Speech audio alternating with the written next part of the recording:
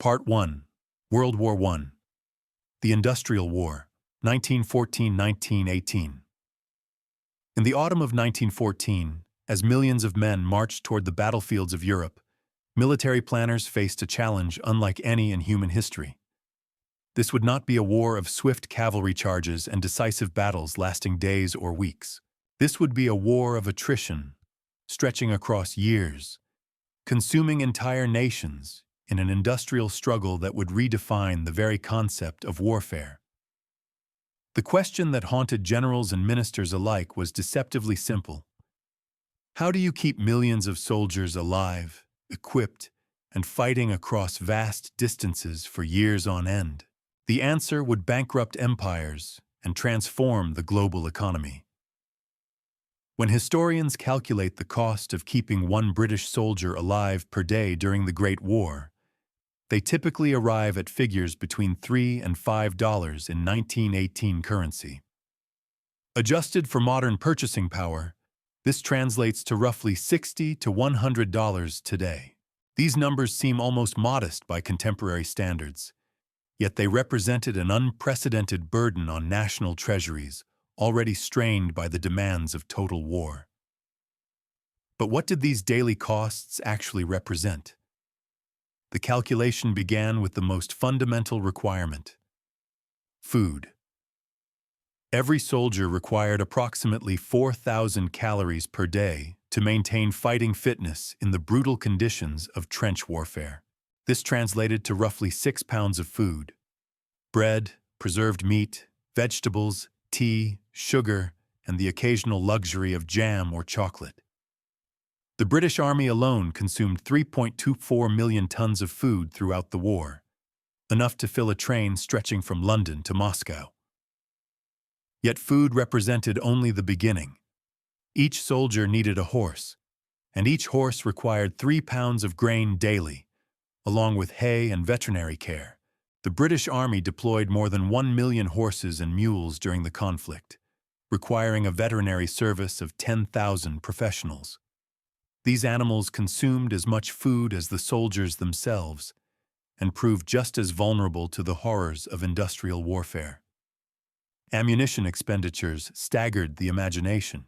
During the Battle of the Somme in 1916, British forces fired 1.5 million shells in a 7-day preliminary bombardment, an average of nearly 9 shells per second, day and night.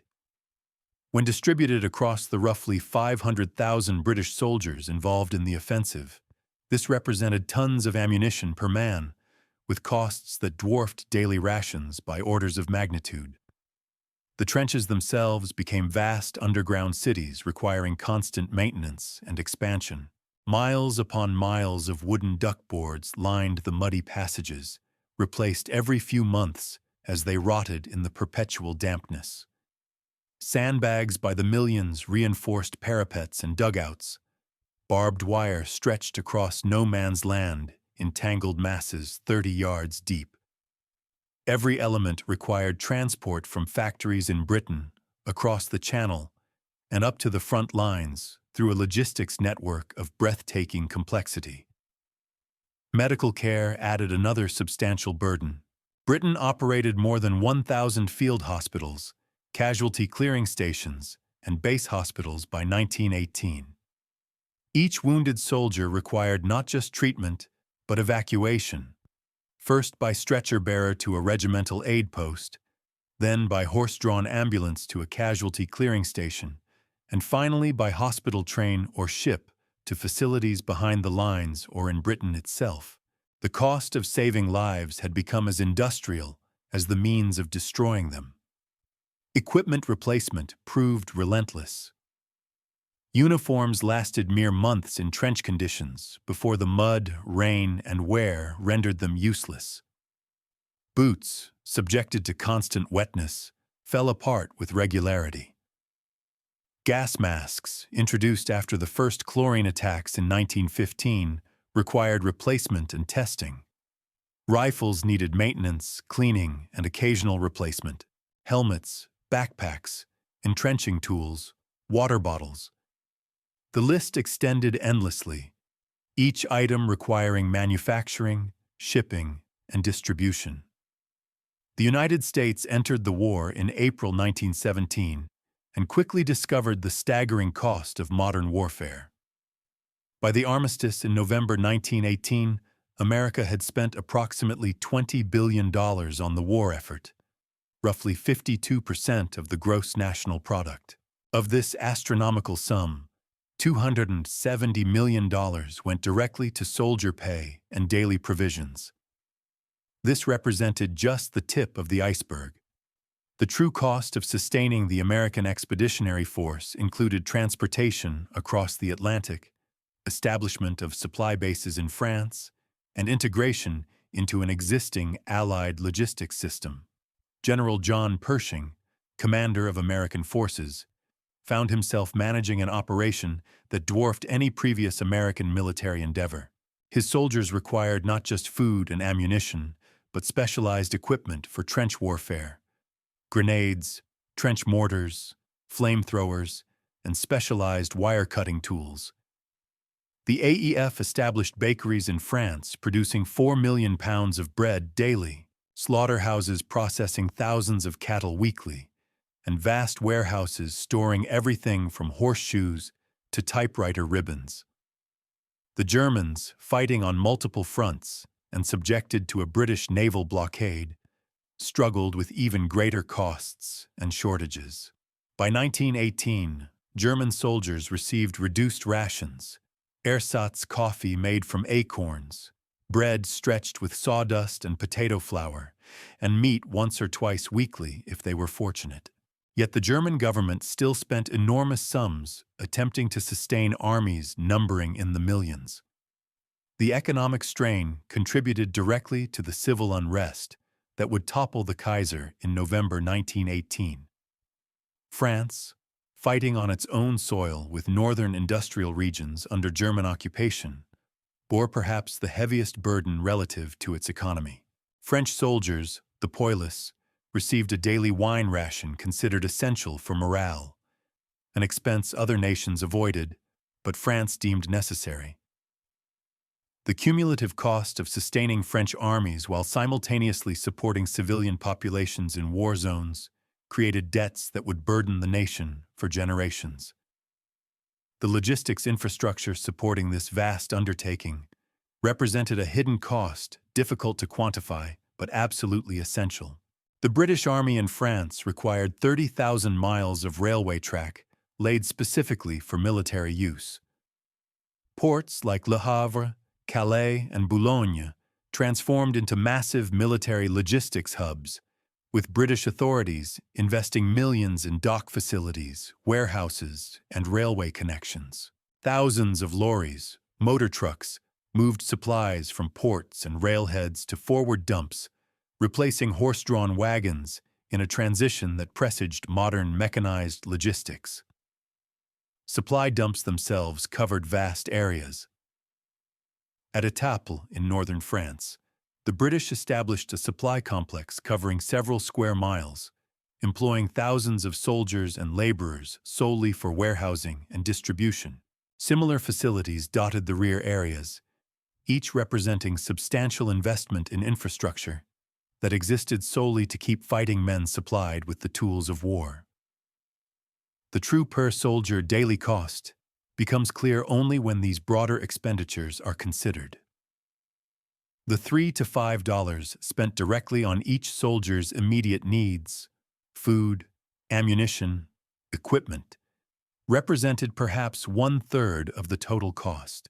Infrastructure, transportation, medical care, communications, and administrative overhead easily doubled or tripled this figure. Some economic historians suggest that when all factors are included, the real cost of sustaining one soldier in combat approached $15 per day in 1918 currency, nearly $300 in modern terms. These costs, multiplied across millions of soldiers over 4 years of warfare, produced economic devastation from which Europe never fully recovered. Britain, entering the war as the world's largest creditor nation, emerged as a debtor. France's economy lay in ruins, with entire regions reduced to moonscapes of shell craters and destroyed villages. Germany faced hyperinflation and economic collapse. The United States, largely untouched by fighting on its soil, emerged as the world's leading economic power, a position it would maintain throughout the century. The Great War taught nations a harsh lesson. Modern industrial warfare consumed resources at rates that made previous conflicts seem economically insignificant. A single soldier, far from being simply a man with a rifle, represented a node in a vast network of industrial production, transportation, and logistics. Keeping that soldier alive, equipped, and fighting required the mobilization of entire economies and the transformation of societies into war machines. As the guns finally fell silent on November 11, 1918, the financial wreckage was almost as profound as the human toll. 20 million dead, 21 million wounded, and economic costs that would take generations to comprehend, let alone repay. Yet within 2 decades, the world would face an even more costly conflict, one that would make the Great War's expenditures seem almost modest by comparison.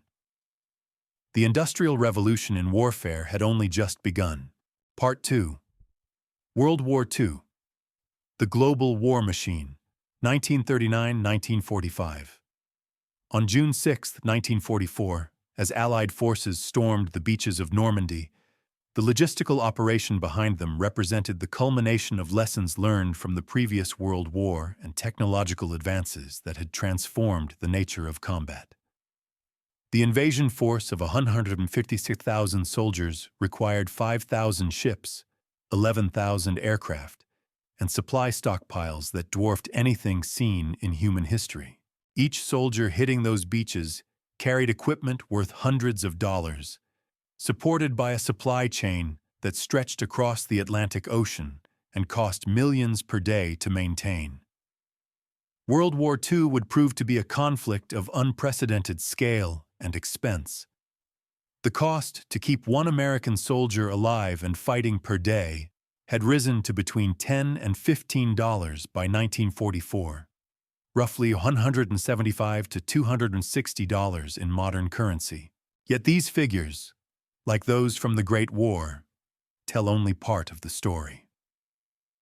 The true revolution in military economics came not from incremental increases, but from a fundamental transformation in how wars were fought. The daily ration for an American soldier in World War II consisted of approximately 5 pounds of food, an increase from the 4,000 calories of World War I to nearly 4,500 calories. The composition had improved dramatically, where the doughboy of 1918 subsisted largely on canned beef, hardtack, and coffee. The GI of 1944 received a varied diet including fresh meat when possible, dehydrated vegetables, processed cheese, chocolate bars, and cigarettes. The C ration, introduced in 1938, and the later K ration, provided portable, reasonably nutritious meals that soldiers could carry into combat. Each ration cost approximately 50 cents to produce, a tenfold increase from World War I field rations.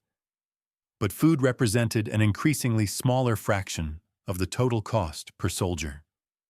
The mechanization of warfare had accelerated dramatically in the 2 decades between conflicts. Where World War I saw limited use of trucks and almost no tanks, World War II transformed armies into mechanized forces requiring vast quantities of petroleum products, spare parts, and technical expertise. A single American infantry division in 1944 required approximately 600 vehicles: jeeps, trucks, half-tracks, self-propelled artillery, and tanks. These vehicles consumed thousands of gallons of gasoline daily, required constant maintenance, and needed replacement parts shipped from factories thousands of miles away.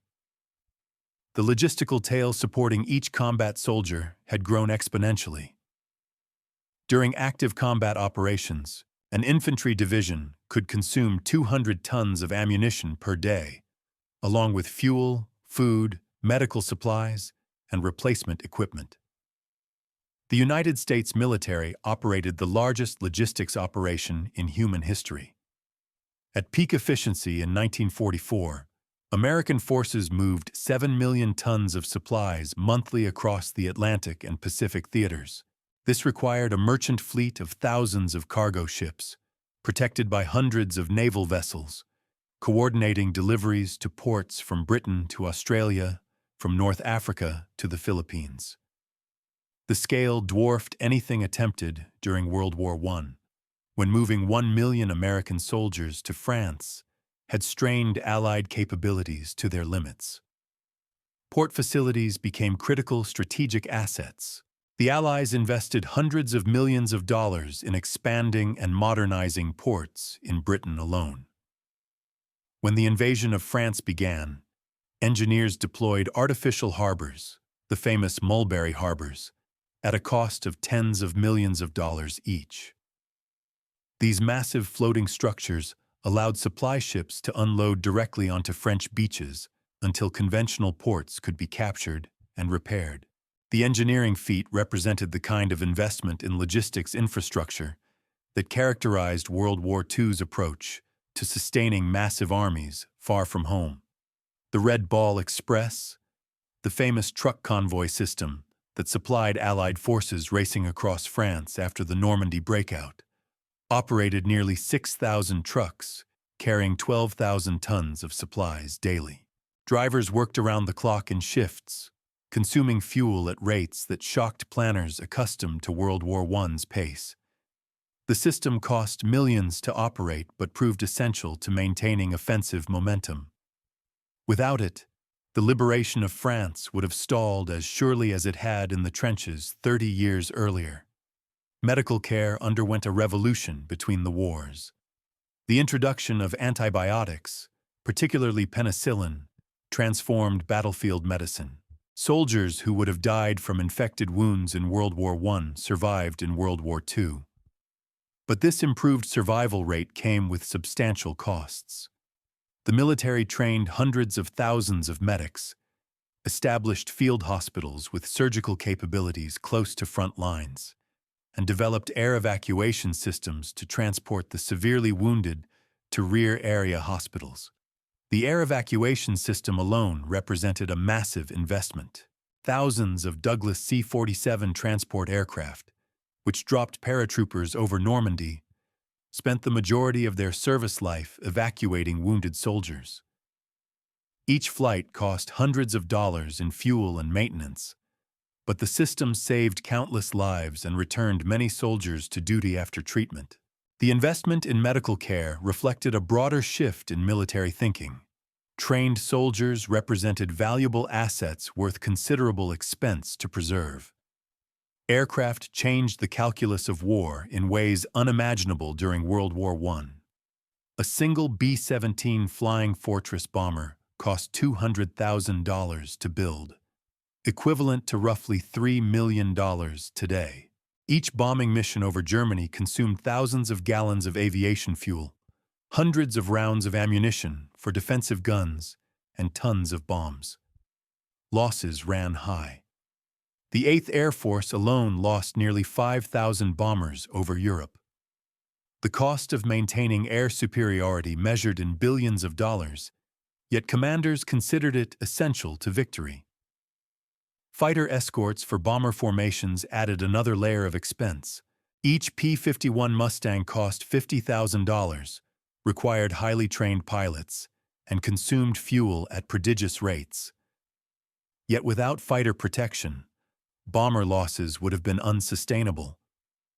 The integrated air war over Europe employed hundreds of thousands of personnel, from pilots and air crew to mechanics, armorers, meteorologists, and intelligence analysts. When these costs are distributed across individual soldiers on the ground, the per-soldier daily expense multiplies significantly. Naval support represented perhaps the most expensive component of military operations. Aircraft carriers, the capital ships of World War II, cost tens of millions of dollars each. A single fleet carrier required a crew of 3,000 and consumed thousands of gallons of fuel daily. The carrier's air wing, typically 80 aircraft, cost millions more. Battleships, cruisers, destroyers, and submarines added to the astronomical costs of projecting power across oceans. The Pacific War in particular became a contest of industrial capacity, with victory depending on the ability to build, fuel, and maintain fleets larger than any previously imagined. Island-hopping campaigns in the Pacific illustrated the true cost of modern warfare. Each landing required weeks of naval bombardment, consuming thousands of shells worth millions of dollars. Amphibious landings demanded specialized craft, LSTs, LSMs, Higgins boats, each costing tens of thousands to produce. The Battle of Okinawa alone saw the U.S. Navy fire 2.5 million shells at Japanese positions, while aircraft dropped 30,000 tons of bombs. When divided among the 100,000 American troops involved in the operation, the support costs exceeded anything seen in World War I by orders of magnitude. The Manhattan Project, while not directly related to daily soldier costs, illustrated the scale of World War II expenditures. The program to develop atomic weapons cost $2 billion, roughly $30 billion in modern currency, and employed 130,000 people at its peak. This represented just one of dozens of massive research and development programs undertaken during the war, from radar to proximity fuses to jet engines. Accounting for these technological investments, some economic historians argue that the true daily cost per soldier in active combat zones approached $50 by 1945, roughly $900 in modern terms. This calculation includes proportional shares of air support, naval protection, logistics infrastructure, medical care, and the replacement costs for increasingly sophisticated equipment. The Soviet Union, fighting on its own territory with millions under arms, faced different but equally staggering costs. Soviet soldiers received more modest supplies than their American counterparts. Simpler rations, less mechanization, and often obsolescent equipment pressed into service. Yet the Soviet war effort consumed the nation's entire economy. Factories relocated east of the Urals produced tanks, aircraft, and artillery in quantities that matched or exceeded German production, despite devastating losses of territory and population. Germany's war economy demonstrated the limits of industrial capacity under stress. By 1944, despite propaganda minister Joseph Goebbels's declaration of total war, German forces suffered critical shortages of fuel, ammunition, and replacement vehicles. The cost of sustaining the Wehrmacht had exceeded Germany's productive capacity. Even with conquered territories and slave labor, soldiers fought with dwindling supplies, and the daily cost per soldier dropped not because of efficiency, but because necessary supplies simply didn't exist. The financial toll of World War II exceeded all previous conflicts by vast margins. The United States spent $296 billion on the war, approximately $4.7 trillion in modern currency. This represented roughly twice the cumulative federal spending from the nation's founding through 1940.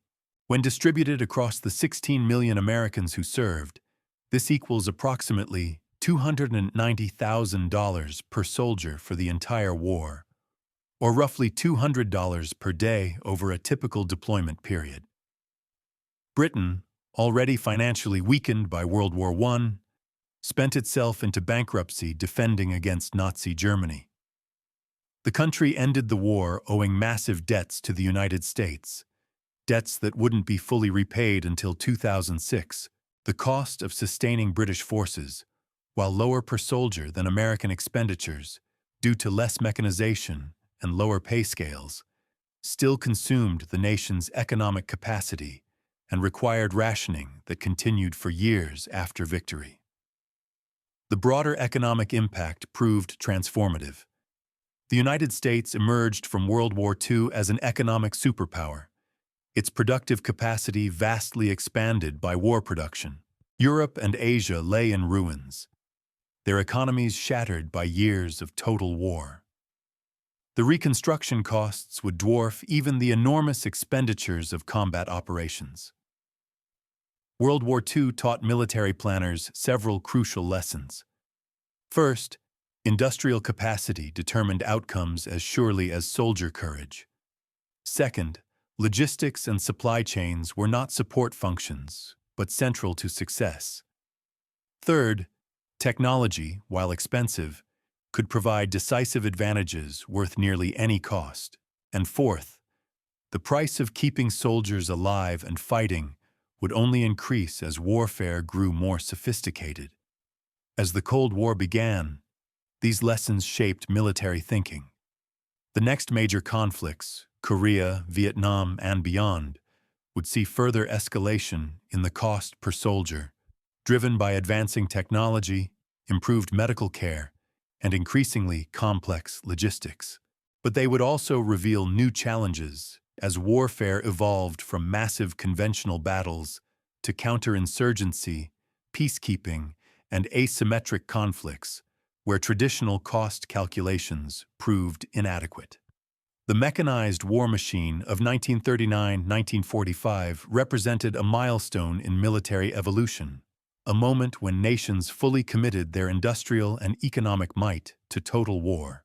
The costs proved almost incomprehensible. Yet in retrospect, they represented only a prelude to the even more expensive conflicts of the modern era. Part 3. The Modern Era. 21st Century Warfare. On a dusty forward operating base in Helmand Province, Afghanistan, in 2010, a squad of American soldiers prepared for a routine patrol.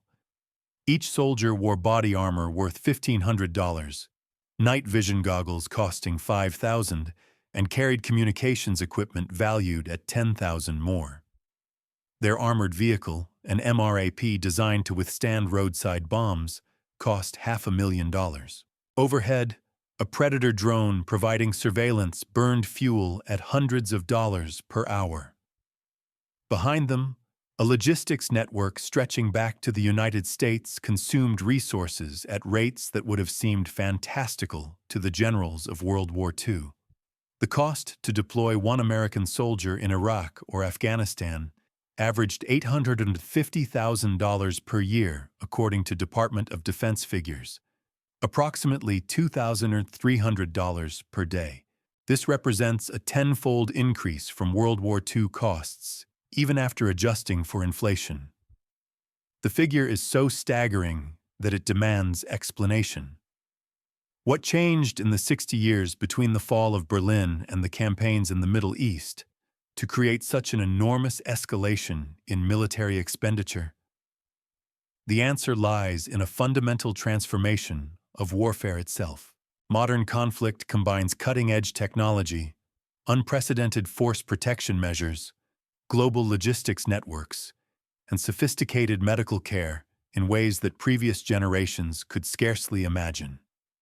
Every aspect of sustaining a soldier in the field has been revolutionized, and revolution comes with exponential cost increases. Consider the most basic requirement: water. In the desert environments of Iraq and Afghanistan, each soldier required 5 gallons of water daily for drinking, hygiene, and equipment cooling. Unlike World War II, when soldiers often drew water from local sources, modern force protection protocols mandated that all water be purified, tested, and certified safe. This required elaborate filtration systems, quality control laboratories, and secure transportation. In remote outposts, every drop of water arrived by convoy or helicopter, at costs that multiplied with each mile from secure bases. Food had evolved from the sea rations of World War II into meals ready to eat. Sophisticated packages containing an entree, side dishes, dessert, and accessories, all designed for long shelf life and nutritional completeness. Each MRE cost approximately $8, compared to 50 cents for a World War II ration. Multiply this across 3 meals daily for hundreds of thousands of deployed soldiers, and food costs alone ran into hundreds of millions annually. The MRE represented more than simple inflation. It reflected decades of research into nutrition, packaging, and soldier performance. Each meal provided precise caloric content, balanced for combat conditions, included chemical heating elements, and came in varieties designed to accommodate religious and dietary restrictions. The logistics of storing, transporting, and distributing millions of MREs across Afghanistan's mountainous terrain required dedicated supply chains that previous wars never needed. Body armor exemplifies the modern military's emphasis on force protection. The Interceptor body armor system, standard issue in Iraq and Afghanistan, consisted of a tactical vest with ceramic plate inserts capable of stopping rifle rounds. Each set cost $1,500 and weighed 30 pounds. Soldiers also wore helmets with advanced suspension systems, protective eyewear, flame-resistant uniforms, and specialized boots. Each item the product of extensive research and development. The total value of personal protective equipment per soldier exceeded $5,000, compared to perhaps $200 for a World War II infantryman's basic gear. This investment in protection reflected a crucial shift in military philosophy. Modern American warfare operates under the principle that trained soldiers represent irreplaceable assets. The cost of recruiting, training, and deploying a single infantry soldier exceeds $100,000 before they ever reach a combat zone. Protecting that investment through superior equipment makes economic sense, even at substantial cost. The vehicles protecting soldiers illustrated this principle dramatically. The Mine-Resistant Ambush Protected Vehicle, or MRAP, became ubiquitous in Iraq, after roadside bombs proved the greatest threat to American forces. Each MRAP cost between $500,000 and $1 million, depending on configuration. The U.S. military eventually procured 27,000 of these vehicles at a total cost exceeding $40 billion. By comparison, a World War II Jeep cost about $4,000, or roughly $40,000 in modern currency, a tenfold cost increase for ground vehicles alone. MRAPs represented just one vehicle type in a mechanized force of stunning complexity. Modern armored vehicles contained sophisticated electronics, advanced communication systems, environmental controls, and computer-guided weapons. A single M1 Abrams tank cost $8.5 million, exponentially more than World War II's Sherman tank, even accounting for inflation. The support infrastructure for these vehicles, mechanics, spare parts, diagnostic equipment, and maintenance facilities, added enormous additional costs.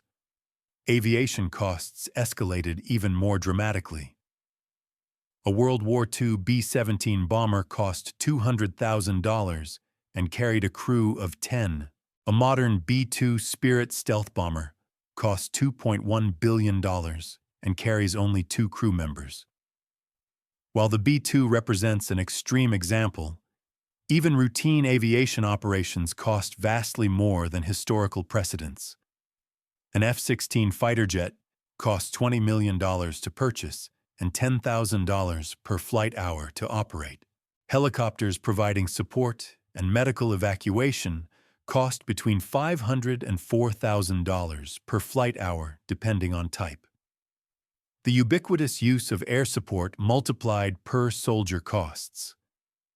In Afghanistan's mountainous terrain, ground forces routinely called upon attack helicopters, close air support aircraft, and armed drones. Each mission cost thousands or tens of thousands of dollars, yet commanders considered such support essential to protecting ground troops. The proportional cost of air support, when distributed across deployed soldiers, added hundreds of dollars to daily per-soldier expenditures. Medical care underwent a revolution between World War II and the 21st century.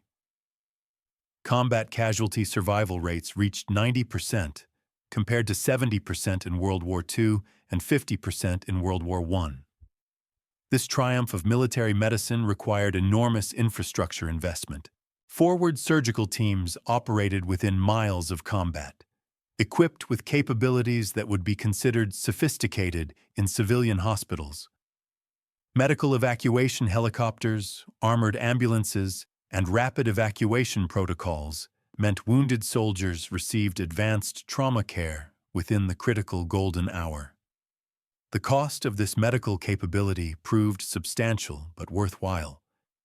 Each combat support hospital in Afghanistan cost millions to establish and operate. Medical helicopters, modified Black Hawks equipped with intensive care capabilities, cost millions each and required highly trained flight medics. Wounded soldiers were evacuated through multiple levels of care, often reaching advanced facilities in Germany within 48 hours of injury. The entire system, from battlefield first aid to rehabilitation in the United States, cost billions annually. Communications and intelligence capabilities represented another massive cost center. World War II soldiers communicated via radio sets requiring dedicated operators.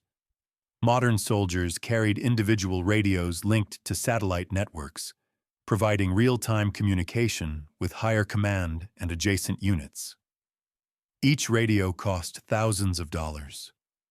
The satellite networks, ground stations, and personnel supporting these communications cost billions to establish and maintain. Intelligence capabilities multiplied costs further. Predator and Reaper drones provided constant surveillance over Afghanistan, each costing between $4 and $30 million depending on configuration. Operating these systems required pilots, sensor operators, intelligence analysts, and maintenance crews, often 50 personnel per orbiting drone. The intelligence apparatus supporting ground operations dwarfed anything available in previous wars, providing soldiers with unprecedented situational awareness at unprecedented cost. The support ratio, the number of support personnel per combat soldier, illustrated the modern military's logistical complexity.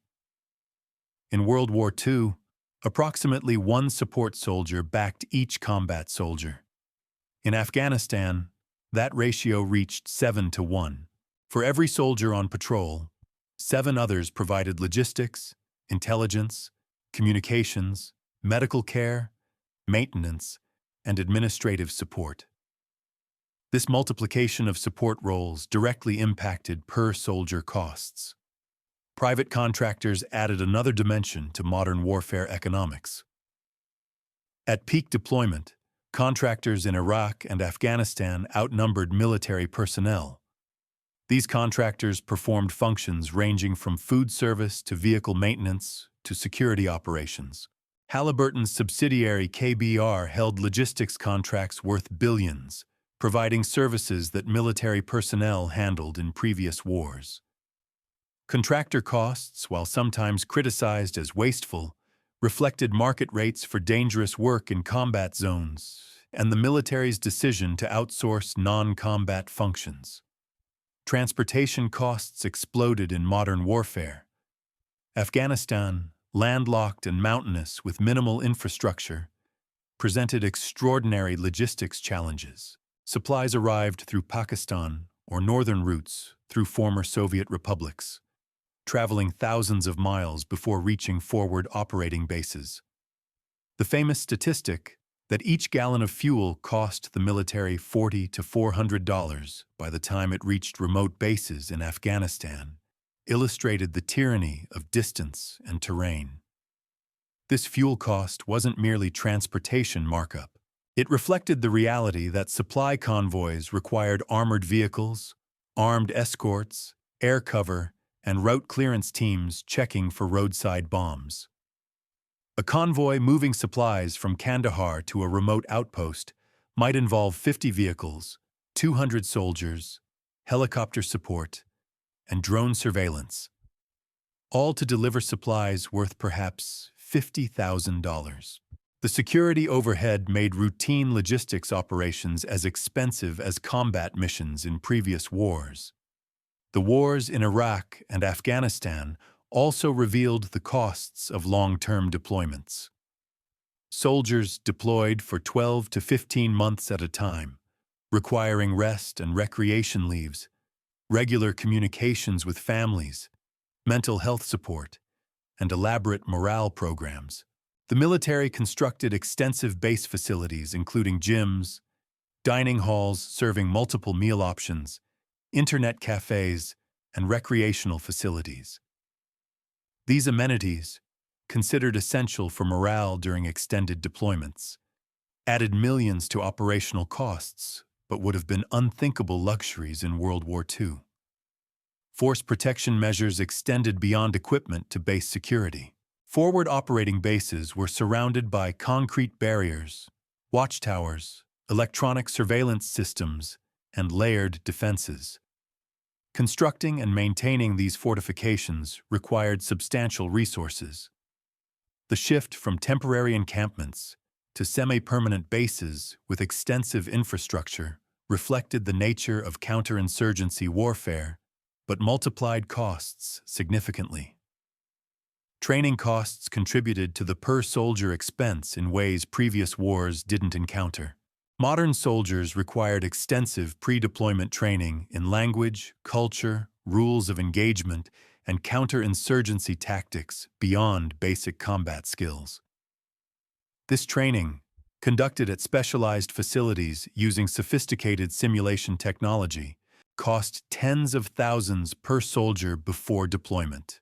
When all factors are considered, equipment, protection, transportation, medical care, air and artillery support, intelligence, communications, logistics, and the 7-to-1 support ratio, the $2,300 daily cost per deployed soldier becomes comprehensible. Some calculations suggest that soldiers in intensive combat operations, with maximum air support and medical resources, might cost $5,000 per day when all proportional expenses are included. Comparing across eras reveals the transformation starkly. A World War I soldier cost roughly $100 daily in modern terms. World War II soldiers cost approximately $200 daily. Modern soldiers in Iraq and Afghanistan cost $2,300 daily, more than a 20-fold increase from World War I. This escalation reflects not just inflation, but a fundamental change in warfare's character. The financial burden of modern warfare raises profound questions. Can nations sustain conflicts at these cost levels? The wars in Iraq and Afghanistan cost American taxpayers between $4 and $6 trillion, according to various estimates, more than World War II in absolute terms, though less as a percentage of GDP. These costs contributed to national debt growth and sparked debates about military sustainability. Yet the costs also reflect genuine progress. Survival rates have never been higher. Soldiers receive better equipment, medical care, and support than any previous generation. The question becomes whether these investments in protection and capability make wars more or less likely. Whether the ability to fight limited wars with relatively low casualties encourages military intervention, or whether the enormous costs constrain military action. The future promises further cost escalation. Emerging technologies, artificial intelligence, autonomous systems, cyber capabilities, and hypersonic weapons will likely prove even more expensive than current systems. The per-soldier cost may continue rising, or alternatively, new technologies might reduce the number of soldiers required, distributing costs differently, but not necessarily reducing total expenditure.